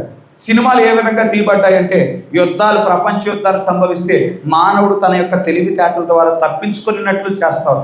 సినిమాలు తీశారు. దాన్ని బట్టి మానవుడికి ఎటువంటి ఆలోచన సాతానుడు కలిగజేస్తా ఉన్నాడంటే, ప్రపంచ యుద్ధాలు వచ్చినా కానీ మానవుడికి తప్పించుకునే సమర్థత ఉన్నది. మానవుడు ఈనాడు బంకర్లు ఉన్నాయి. మానవుడికి ఈనాడు మరి ఆ యొక్క అంతరిక్షానికి వెళ్ళిపోవటానికి అవకాశాలు ఉన్నాయి. కనుక మానవుడు ఎటువంటి పరిస్థితుల్లోనైనా కానీ తప్పించుకొనగలడు అనే భావంలోనికి మానవుడు వచ్చాడు. అయితే దేవుని నుండి ఏ మానవుడు తప్పించుకోలేడనే విషయాన్ని మనం గుర్తించవలసిన అవసరం ఉన్నది. సాతానుడు ఏం చేస్తాడంటే, ఒక తప్పుడు ప్రాపగండ మన మధ్యకు తీసుకువచ్చి అదే నిజమన్నట్లు మన మనస్సులను, మన ఆలోచనలను మరి ఆ విధంగా వాడు సిద్ధపరుస్తాడు. అటువంటి ఉచ్చులో మనల్ని బిగించేవాడిగా ఉంటాడు. ఆ వ్యక్తి నిజంగా దేవుని చేత ఎన్నిక చేయబడిన వాడైతే దేవుడు వచ్చి ఆ ఉచ్చులో నుండి తప్పించువాడిగా ఉండినాడు. హల్లెలూయా. ఉదాహరణకి పాత నిబంధనలో ఉండిన రహబు యొక్క జీవితాన్ని గమనించండి. ఆమె పరిస్థితుల ప్రభావాన్ని బట్టి ఆమె జీవితము వ్యభిచారానికి అప్పగించబడింది. సాతానుడు అనుకున్నాడు, ఈమె ఇక నా చేతిలో నుండి తప్పించబడే అవకాశమే లేదు, ఈమె జీవితము చీకటిలో ముగించబడటమే, నా గుంపులో ఉండే స్త్రీగానే ఇక జీవితాంతం ఉంటుంది, నా చేతుల్లో నుండి ఈ స్త్రీని ఎవరు తప్పించలేరు అని సాతానుడు అనుకున్నాడు. అయితే దేవుడు ఏ విధంగా సాతానుడు యొక్క చేతుల్లో నుండి రహబును తప్పించాడో గమనించండి. ఆమె దగ్గరికి వచ్చే వర్తకుల ద్వారా వాక్యాన్ని వింటా వచ్చింది. ఏం వాక్యం వింటా వస్తుంది? అదిగో ఐగుప్తు దేశం నుండి ఒక గుంపు బయటకు వచ్చారంట. వారి మధ్యన ఒక గొప్ప ప్రవక్త ఉన్నాడంట. వారి దేవుడు మన దేవుళ్ళు మాదిరిగా నిశ్శబ్దంగా ఉండే దేవుడు కాదంట. వారి శత్రువుల కోసం ఆయన రంగం మీదకి వచ్చి అద్భుతాలు చేస్తాడంట. నీటిని రక్తంగా మారుస్తాడంట.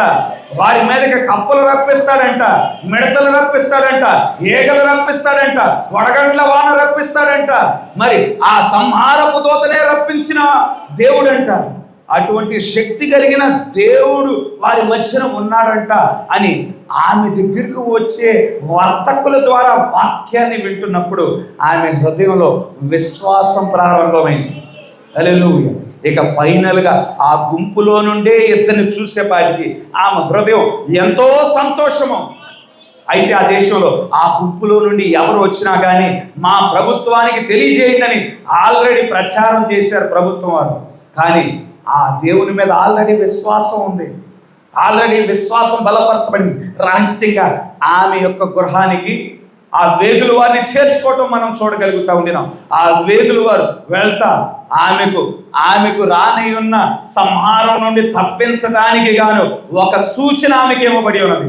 హల్లెలూయా. ఎంత ఆశ్చర్యకరమైన పరిస్థితుల్లో దేవుడు సాతాను యొక్క చేతుల్లో నుండి ఆమెను తప్పించి ఉన్నాడో గమనించండి. హల్లెలూయా. సాతానుడు ఆమెను అనుకున్నాడు, ఆమెను చూసి ఈమె ఈ పాపపు ఊబిలో నుండి అసలు బయటికే రాదని అనుకున్నాడు. కానీ దేవుడు తన ప్రజలను ఎటువంటి పరిస్థితుల్లో నుండైనా కానీ మరి ఆయన తప్పించువాడై ఉన్నాడు. హల్లెలూయా. సమరయ స్త్రీ గురించి కూడా సాతానుడు అదే అనుకొని ఉంటాడు. ఆమె కూడా అదే పరిస్థితుల్లో ఉన్నది. హల్లెలూయా. అదే పరిస్థితుల్లో ఉన్నది. అయితే దేవుడే స్వయంగా ఆమె దగ్గరికి వచ్చి ఉన్నాడు. హల్లెలూయా. ఆ యాకోబు త్రవ్వించిన బావి దగ్గర ఆయన కూర్చున్నాడు. ఆయనను ఒంటరిగా చూసినప్పుడు ఆయనను కూడా జాగ్రత్తలోనికి లాగటానికి ఆమె ప్రారంభంలో ప్రయత్నం చేస్తుంటుంది. అయితే ఆయన సృష్టికర్త అయి ఉన్నాడు. ఆయన వచ్చింది ఆమె యొక్క హృదయాన్ని పట్టుకోవడానికి వచ్చిన వాడిగా ఉండినాడు. ఆమె జీవిత యొక్క రహస్యాలు బయలుపరచుట ద్వారా నేను సృష్టికర్తనై ఉన్నాను, నేను క్రీస్తునై ఉన్నాను, నేను మెస్సయానై ఉన్నానని ఎప్పుడైతే ఆమెకు బయలుపరచబడి ఉన్నదో ఇక తన పాపపు జీవితం నుండి ఆమె బయటికి రావటానికి గాను దేవుడే సహాయం చేసిన వాడిగా ఉన్నాడు. ఆమె వెలుగులోనికి రావటం మాత్రమే కాకుండా ఆ సమరయ ప్రాంతానికి ఆమె ఒక వెలుగుగా, హల్లెలూయా, దాహం పుట్టించే ఉప్పుగా ఆమె మార్చబడటం చూస్తూ ఉండేనాము. హల్లెలూయా. మగ్దలేన మరియ గమనించండి, ఆమె చేసిన పాపాలను బట్టి పరిసయ్యులు, శాస్త్రులు, సద్దుకేయులు, ఆ మత పెద్దలు రాళ్లతో కొట్టడానికి వారు వచ్చుతున్నప్పుడు ఆమెను చూసి కూడా సాతానుడు అనుకొని ఉంటాడు, ఇక ఈమె రాళ్లతో కొట్టబడుతుంది, చంపబడుతుంది, ఇంతకాలం పాపం చేసింది కాబట్టి ఈమె నా గుంపులోనే ఉంటుంది అని అనుకున్నాడు. అయితే స్వయంగా సృష్టికర్తే తన కుమార్తెను కాపాడటానికి వచ్చి ఉన్నాడు. హల్లెలూయా. ఆ మత పెద్దలు రాళ్ళు పట్టుకొని ఉంటుండగా ఏ వేలుతో అయితే ఆకాశంలో నక్షత్ర రాసులను రాసి ఉన్నాడో అదే వేలుతో ఆ మత పెద్దల యొక్క పాపాలను ఇసుక మీద రాయడం ప్రారంభించున్నాడు. హల్లెలూయా. ఎప్పుడైతే వారి పాపాలను ఆ ఇసుకలో రాయబడటం చూశారో రాళ్ళు పడేసి వెళ్ళిపోతా ఉండినారు. ఆమె తన పాపం నుండి విడిపించబడటం మనం చూడగలుగుతా ఉండినాము. హల్లెలూయా. కనుక గమనించాలి, ఈనాడు అదే పరిస్థితుల నుండి దేవుడు మనల్ని బయటికి నడిపించాడు. హల్లెలూయా. సాతానుడు అనుకున్నాడు, ఈ కుమార్తె ఇక నా నుండి తప్పించబడటానికి అవకాశమే లేదు అని అనుకున్నాడు. అయితే అటువంటి పరిస్థితుల్లో నుండి, అటువంటి ఉచ్చులో నుండి మన దేవుడు బయటికి లాగి వాక్యం మీద మనల్ని నిలబెట్టిన వాడిగా ఉండేనాడు. హల్లెలూయా. ప్రవక్త ఒక సహోదరి గురించి తన వర్తమానాల్లో చెప్తా ఉన్నాడు. ఎమీమా అనే సహోదరి గురించి చెప్తా ఉన్నాడు. మెంఫిస్ ప్రాంతానికి సంబంధించిన ఒక సహోదరి అయి ఉన్నది. ఆమె ఒక విధవరాలుగా ఉన్నది. తన భర్త బతికుంటుండగా ప్రార్థన ద్వారా ఆమె సంతానాన్ని పొందుకొని ఉన్నది. అయితే ఆ సంతానాన్ని దైవికమైన నీడలో పెంచడానికి గాను ఆమె ఆశ కలిగినదిగా ఉన్నది. చిన్న ప్రాయంలో ఉంటుండగా ఆ యొక్క యవనస్తుడు బాగానే పెరిగాడు. ఆ బాలుడు బాగానే పెరిగాడు. దేవుని ప్రార్థన ద్వారా పొందుకునే ఆ సంతానము ఎవరైతే ఉన్నాడో, నేను దేవునికి మహిమకరంగా ఈ నా బిడ్డను పెంచుకోవాలి అని ఆలోచన కలిగి ఉన్నదామె ప్రతి ఆదివారం, ప్రతి బుధవారం ఇక ఆలయానికి తీసుకువెళ్తా, వాక్యంలో మరి ఆలయంలో ఆ బిడ్డను అలవరుస్తా పెంచుకుంటా వచ్చింది. కానీ యవనస్తుడిగా మారాడు.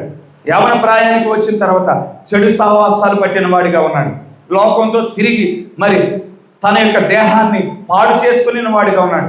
లైంగిక సమస్యలకు సంబంధించిన రోగముతో రోజు రోజుకి క్షీణించిపోయిన వాడిగా ఉండినాడు.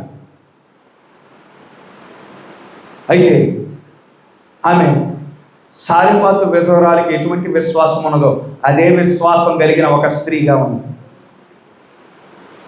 పరిశుద్ధ గ్రంథంలో సారెపాతు విధవరాలి వద్దకు ఏ విధంగా ఏలియాను పంపించావు?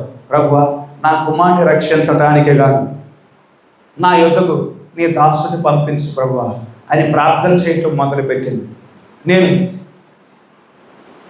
నీకు మహిమకరంగానే ఈ బిడ్డను పెంచాలని ప్రయత్నం చేశాను, కానీ లోక సహవాసంలో పడిపోయిన వాడిగా ఉన్నాడు. ఈ రీతిగా మరణ స్థితికి వెళ్ళిన వాడిగా ఉన్నాడు. మరొక అవకాశం ఏమో ప్రభా, మరొకసారి ఈ బిడ్డ పట్ల కృప చూపించు ప్రభు అని ప్రార్థన చేస్తూ ఉంటుండగా దేవుడు ప్రార్థన వినిన వాడిగా ఉన్నాడు. ప్రవక్త ఒక ప్రాంతం నుండి ఇంకో ప్రాంతానికి ఫ్లైట్లో వెళ్తూ ఉన్నాడు. ఏ ప్రాంతం నుండి అయితే ప్రారంభమయ్యాడో ఆ ప్రాంతానికి సంబంధించిన స్త్రీ కాదు, పోనీ ఏ ప్రాంతానికైతే వెళ్తున్నాడో ఆ ప్రాంతానికి సంబంధించిన స్త్రీ కాదు, వేరే ప్రాంతానికి సంబంధించిన స్త్రీ. ఈమె ఇక్కడుంటే ఈయన ఇటుగా వెళ్తూ ఉన్నాడు. ఈమె ప్రార్థనను బట్టి దేవుడు ఏం చేశాడు? తుఫానును కలుగజేశాడు. మధ్యలో ఫ్లైట్ అటు చేరవలసిన గమ్యానికి చేరక మధ్యలో ఈముండే ప్రాంతం దగ్గర ఫ్లైట్ ఆపారు. ఇక తుఫాను వల్ల ఫ్లైట్ మధ్యలో ఆపితే అక్కడ లోకల్లో ఏదో ఒక హోటల్ బుక్ చేసి మళ్ళా వాతావరణం బాగయ్యేదాకా హోటల్లో ఉండండి అని హోటల్ రూమ్ బుక్ చేస్తారు. కనుక ప్రవక్త హోటల్ రూమ్లో పెట్టబడ్డాడు. పరిశుద్ధాత్ముడు హోటల్ రూమ్లో ఉంటుండగా ప్రవక్తతో మాట్లాడుతూ ఉన్నాడు. బయటికి రా, ఫలానా వీధిలోకి వెళ్ళు, ఇక్కడ రైట్ తీసుకో, ఇక్కడ లెఫ్ట్ తీసుకో, ఈ సందులోకి వెళ్ళు అని నేరుగా ఆ సహోదరి యొక్క గృహం దగ్గరికి తీసుకువచ్చాడు. ఆమె ప్రవక్తను చూడగానే పాస్టర్ గారు అని పిలిచింది. ప్రవక్త గారు ఆశ్చర్యపోయారు. అమ్మ, నేను దేవుని సేవకుడిని చూడగానే ఎలా గుర్తుపట్టావంటే, పాస్టర్ గారు, నేను దేవునికి ప్రార్థన చేస్తూ ఉన్నాను. నా కుమారుడు మరణ స్థితిలో ఉన్నాడు. నేను సారెపాతు విధవరాలి వలె ఒక విశ్వాసం కలిగిన స్త్రీగా ఉన్నాను. దేవునికి నా కుమారుడు యొక్క స్వస్థత నిమిత్తం ప్రార్థన చేయగా ఇదిగో నేను ఏలియాని పంపిస్తున్నానని నాకు జవాబు ఇచ్చున్నాడు. నేను ఉదయకాల సమయం నుండి ఇదిగో నీ కోసం ఎదురు చూస్తా ఉన్నాను, నీ గేటు దగ్గరే ఎదురు చూస్తా ఉన్నాను అని ఆమె మాట్లాడగా ప్రవక్త మరి ఎంతో సంతోషించిన వాడిగా ఉన్నాడు. మరి ఆ గృహంలోకి వెళ్ళి అక్కడ వాతావరణం చూసినప్పుడు ప్రవక్త చెప్తా ఉన్నాడు, నేను రాజుల గృహాలకు వెళ్ళాను, గొప్ప గొప్ప అధికారుల గృహానికి వెళ్ళాను. ఆ గృహంలో ఉండిన దైవికమైన వాతావరణాన్ని ఆ గొప్ప గృహాలలో కూడా నేను చూడలేదు.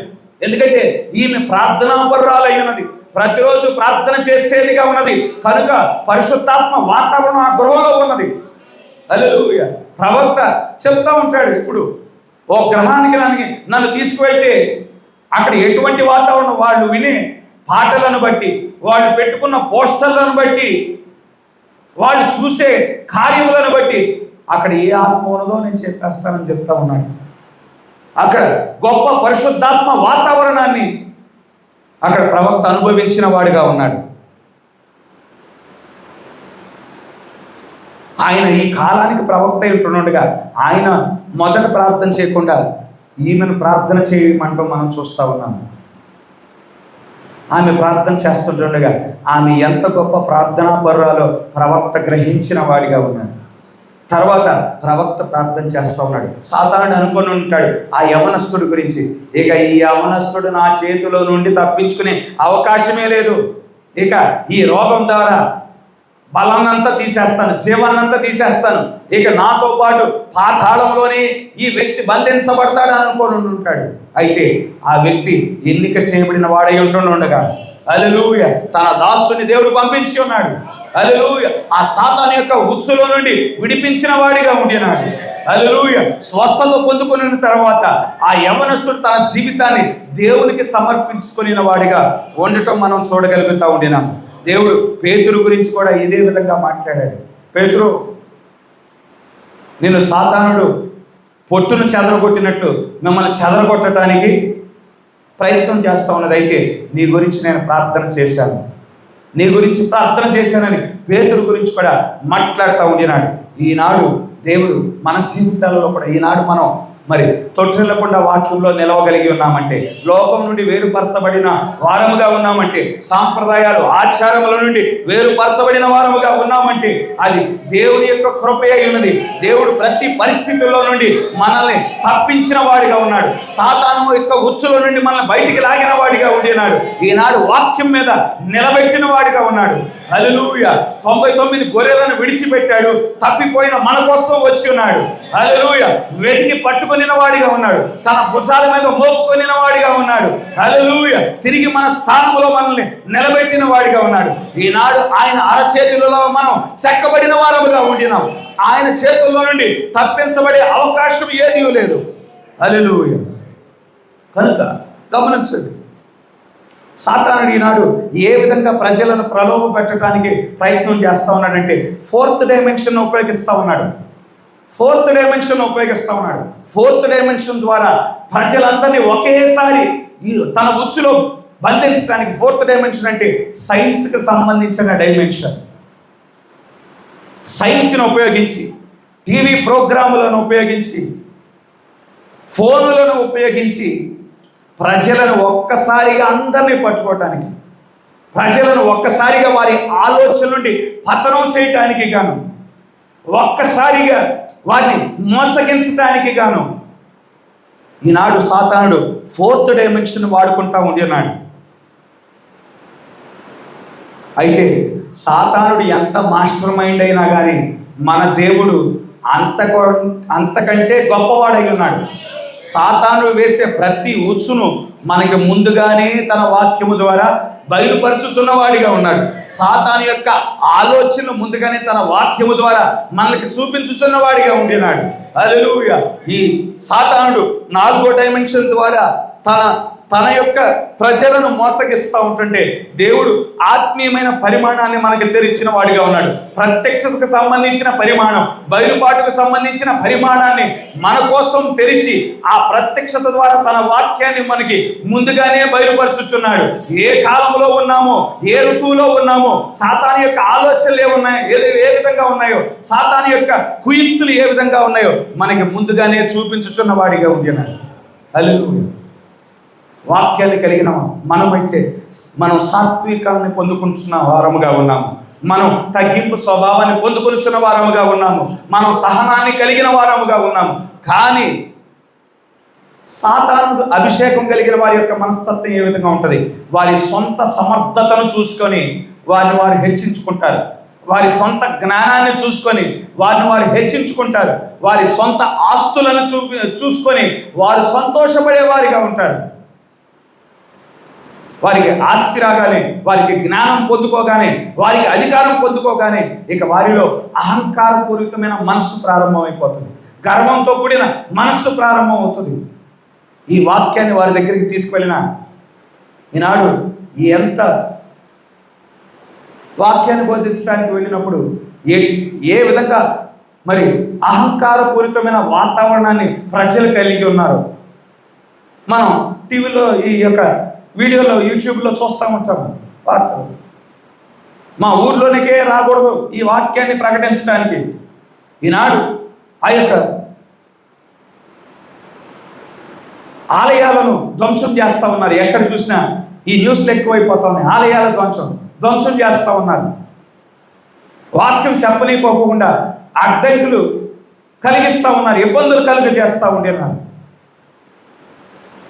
ఎందుకంటే అహంకారపూరితమైన మనసు, గర్వంతో కూడిన మనసు నాశనానికి ముందు లూసిఫర్ అదే పొందుకునే వాడిగా ఉన్నాడు. ఇప్పుడు ఈనాడు ప్రజలు కూడా నాశనం చేయబడటానికి మునుపు అదే అహంకారము, అదే మరి గర్వంతో కూడిన మనస్సు, అదే లోబడని మనస్సు కయ్యోను ఏ విధంగా అయితే దేవునిని ఎదిరించిన వాడిగా ఉన్నాడు, అదే మనస్సు తన యొక్క బలి అర్పణను తిరస్కరించడం ద్వారా కయ్యోను దగ్గరికి దేవుడే వచ్చాడు. బలి అర్పణ ఇది తిరస్కరించబడింది. నువ్వు సత్క్రియ చేసిన ఎడల నీకు ఈ స్థితి ఉండేది కాదు కదా. నువ్వు సత్క్రియ చేయి అని దేవుడే స్వయంగా వచ్చి మాట్లాడుతూ ఉన్నాడు. నేను ఈ బలి అర్పణ అంగీకరిస్తానని దేవుడే స్వయంగా మాట్లాడుతూ ఉన్నాడు.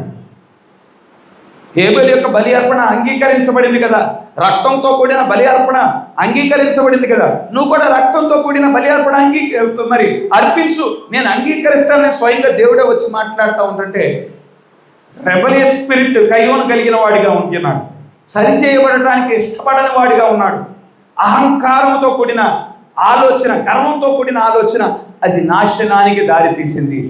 ఏం పొందుకున్నాడు? మృగం యొక్క ముద్ర పొందుకున్న వాడిలో మొదటివాడు కయ్యోనై ఉన్నాడు. నాశనం చేయబడటానికి, తీర్పుకు అప్పగించబడటానికి మొదటి మానవుడు, ముద్ర పొందుకున్న మొదటి మానవుడు ఎవడంటే కయ్యోనై ఉన్నాడు. ఈనాడు అదే మనస్తత్వాలు కలిగిన ప్రజలు ఈనాడు మనం చూస్తూ ఉన్నాం. అహంకారంతో కూడిన మనస్సు, గర్వంతో కూడిన మనస్సు. క్రైస్తవులను దూషిస్తే, యేసుక్రీస్తు అని దూషిస్తే మనకి ఫేమ్ వచ్చేస్తుంది, మనకు ఫాలోయింగ్ వచ్చేస్తుందని అహంకారపూరితమైన మనస్సు. మనం ధైర్యవంతులము, మేము దేశభక్తులము, ఈ దేశానికి సంబంధించిన మతాన్ని మనం దూషిస్తే మనం దేశభక్తులుగా పిలువబడతామని అహంకారపూరితమైన మనస్సు రావటం, అది కయ్యోని యొక్క కయ్యోని యొక్క అభిషేకమే వారి మీద పనిచేస్తూ ఉన్నది. అదే మనస్సు రావటం వలన లూసిఫర్ ఏం చేయబడ్డాడు? పరలోకం నుండి త్రోసివేయబడ్డాడు.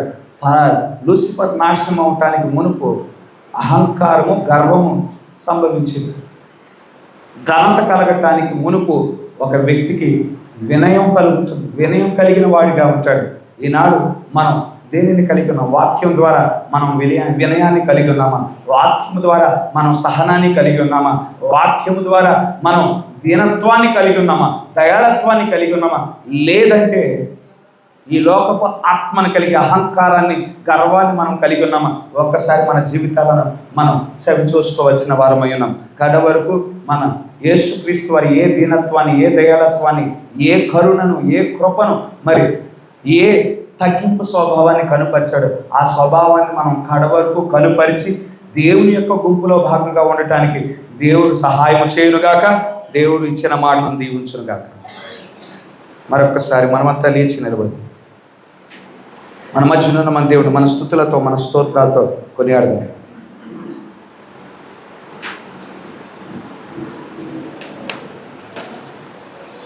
హల్లెలూయా, హల్లెలూయా, హల్లెలూయా, హల్లెలూయా, హల్లెలూయా, స్తోత్రములు, హల్లెలూయా, వందనములు, వందనములు తండ్రి, వందనములు ప్రభువా.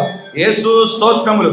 హల్లెలూయా, హల్లెలూయా, హల్లెలూయా, హల్లెలూయా, హల్లెలూయా, హల్లెలూయా, స్తోత్రములు, హల్లెలూయా, వందనములు, వందనములు తండ్రి, వందనములు యేసు, వందనములు ప్రభువా, వందనములు తండ్రి. హల్లెలూయా, హల్లెలూయా, హల్లెలూయా, హల్లెలూయా, స్తోత్రములు, స్తోత్రములు, స్తోత్రములు, స్తోత్రములు, స్తోత్రములు దేవా, స్తోత్రములు తండ్రి, వందనములు ప్రభువా, వందనములు తండ్రి. హల్లెలూయా, హల్లెలూయా, హల్లెలూయా, హల్లెలూయా, హల్లెలూయా, స్తోత్రములు, స్తోత్రములు, స్తోత్రములు. జీవం కలిగిన దేవా, జీవాధిపతి, స్తోత్రములు తండ్రి, వందనములు యేసయ్య. ఈ రీతిగా మరొక్కసారి ప్రభువా, మా గొప్ప దేవుడా ప్రభువా, మీ సముఖంలో ప్రభువా మమ్మల్ని నిలబెట్టినందుకు స్తోత్రములు. మీ సన్నిధానానికి ప్రభువా మమ్మల్ని నడిపించినందుకు వందనములు తండ్రి. మమ్మల్ని నడిపించడం మాత్రమే కాకుండా నీవు కూడా మా మధ్యకు దిగి వచ్చావు తండ్రి. ఇప్పటి వరకు ప్రభువా కూడి వచ్చిన మా అందరిని ఉద్దేశించి మాట్లాడినందుకు స్తోత్రములు ప్రభువా. యేసయ్య స్తోత్రములు మా గొప్ప దేవుడా.